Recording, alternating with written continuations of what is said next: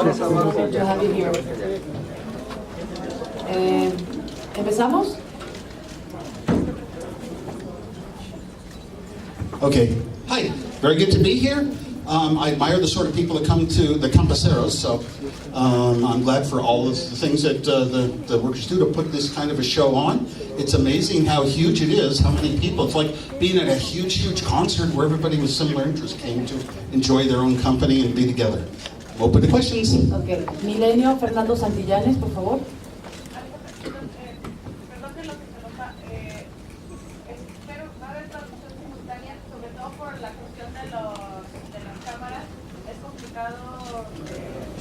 Ok, sí, sí tenemos una traductora, sí. Milenio, por favor. Sentada, por Leonis favor. Salazar. Sentada, por favor. If you had the chance, what would you add and remove from the next iPhone? And which variant would you add? I repeat. If you had the chance, what would you add or remove from the next iPhone? And which variant would you add to your happiness formula? Okay, on the iPhone, I don't often like to take products and think about what I would add or take away. I think about whether I like them. Over time, the iPhone has gotten a little bit more complicated in some ways. But look, I can almost always speak to get things done rather than go through structured procedures that get complicated over time. Even finding the app I want is sometimes a lot easier just to speak its name. So I don't really have too many things that I would take away. What I might add is a more open structure to where something that if you have an iPhone, you have Apple Music collections, it's easier to share those, move them to other devices. I would make it a more open world. The Apple apps, some of the specific apps like iMessage and FaceTime, I would just open those up and write FaceTime for A-phones, which is what I call Androids. And things like that. I would just look for ways to make it more available to programmers to be open source to where they can add their own enhancements and change how it functions. But the App Store makes a lot of that possible already, so I don't have very many complaints. Second question was my formula for happiness. When I was 20 years old, I went through a real thinking phase that if I were to die and I ran all these companies and I pushed people around and I got things done, making the world work, and I died, I wouldn't be as happy as just when I go out and tell a joke and I laugh, or I see magic and I laugh. So I said, life is about happiness. How happy you are in emotional sense. Do you feel it? And the formula I said is when you feel good, you smile. When you feel bad, you frown. And I made a formula for myself that I've stuck to my whole life. H equals S minus F. Happiness equals smiles minus frowns. I do a lot of fun things. I smile, I follow interesting people, I love technology, I go to movies or books. Entertainment is good. Music's number one. And for frowns, how do you minimize frowns was my bigger success. Don't worry that much about things. Don't care so much that you're going to be upset if the wrong person maybe wins an election, or if somebody does something bad to you, or you argue with somebody. Argue, you're just going to be unhappy. So don't have to argue. I think my way, I have to please myself, you have to please yourself, we can both be good people still.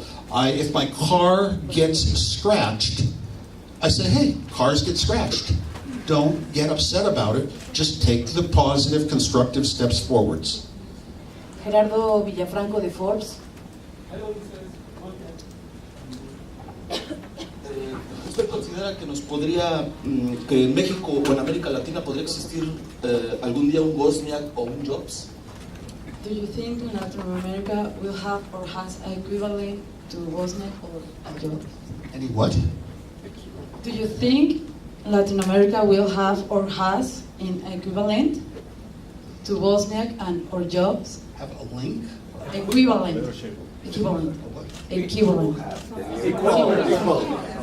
A similar? Similar? Let me see. Oh, of course, anywhere in the world. Anywhere in the world. We are known for starting in a garage. We never had a company in a garage. But a garage, you have to start at home when you have no money. Anywhere in the world, somebody could just have an idea that they believe in and enough talent to create something. And don't stop with everybody saying, no, this is wrong, no, this won't work. Don't listen to others, and that can happen anywhere in the world. In fact, there are several outstanding, important worldwide apps that occur far from Apple, and they're usually young people. Look at the newest companies that have changed our life the most. Apple, 2 people without college degrees. Microsoft, a couple of people without college degrees. Things got more interesting when we dropped out of college or we left college. Facebook started in a dorm room. So that just implies that, it can be anywhere in the world. Facebook, doesn't have to be Silicon Valley either. So I'm very hopeful for Mexico. I've had a lot of connection with Mexico, a lot of friends in Mexico. One I met, I'm trying to go back, 30 years ago maybe, and he had so many talents, but they didn't have the university education in technology and digital technology back then in the university in Mexico City. So I actually even paid his expenses to go to college in England. And I said, look, when you are successful, you will be able to help other people, younger people that need your help and experience. You help them. That's the way you pay me back. And he wound up very successful. He avoided taking big, huge $1 million offers from Microsoft because, like myself, he didn't like money. You don't get bought. You do things for a good purpose. And then eventually he worked at Yahoo doing their security, and then he worked security software. Then he worked at Facebook doing different types of software, including anti-bullying. And really good friend. He turned out great, and he always tells me how he helps other young people. C7. Like who? His name?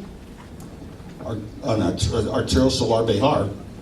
Arturo Behar Solar. But I have breakfast with him every now and then, and I went to his wedding in Mexico City. And he was so dear and loyal to his wife. It's too bad they got divorced recently. They have children. They live in Mountain View in Silicon Valley. And when I went to their wedding, it was the first time ever I heard a song that didn't come to the United States for 3 years. Macarena. C7. Hello, Mr. In your technical opinion, how hard was it to compete against a mega company of computers from a garage? Well, it wasn't hard at all. That's the amazing thing. I was doing what I would have done for myself. I had already done it. I had the Apple I and the Apple II prototypes totally built. I owned them myself personally. And they were the basis to start it. The Apple II was the basis to start a big company with big money that could probably very well be successful. So I didn't encounter any engineering obstacles. I was just having A+ magic pouring out of my head for a 10-year period in my life. We did have to raise money. That you would call an obstacle. If you have to make 1,000 computers, okay, we found a way to make maybe 100 computers with no money. We got all the parts on credit where we had to pay for them in 30 days, built up the computers real fast, no lawyers, no company, and drove them to a store that paid us cash. Well, we did it in 10 days, and we had 30 days to pay for the parts. But for 1,000 computers, we needed big money, and Steve Jobs went out pursuing that. He was the business person. He wanted the success. One thing I say is, knowledge is less important than motivation. What you want is what you do in life successfully. And Steve found the money, the investment, and so that was very, very fortunate. I mean, you could call it an obstacle, but we solved it pretty easily. We got an angel investor who believed in us. He forced me to leave my job at Hewlett-Packard. That was my biggest obstacle. I loved my company. I am loyal to a company that I love. So first, I pitched Hewlett-Packard to do the personal computer. And they turned me down for the first of 5 times. 5 times my company turned me down for it. We had to start Apple, but then with the Apple II computer, our investor said I had to leave Hewlett-Packard and make Apple my whole life. And I had a day that I had to decide it, and I decided no, I would not start Apple Computer. I will stay loyal to my company. I will work there and be an engineer for the rest of my life at Hewlett-Packard. That's what I want in life. And I love designing computers, but I can do that on my own time. I had designed 2 computers in a year and written a computer programming language, BASIC, and I'd done solid storage systems. I could do that on my own time. I didn't need a company, Apple. But then Steve Jobs got upset, and he had all my friends and my relatives phone me. They all said, take the big money, take the big money. Finally, one friend convinced me we could take the money and I could still be an engineer at Apple. So I did it. That's all I wanted to do, was have a laboratory that I could go into and invent things and just be an engineer and not run a company. Too political for me.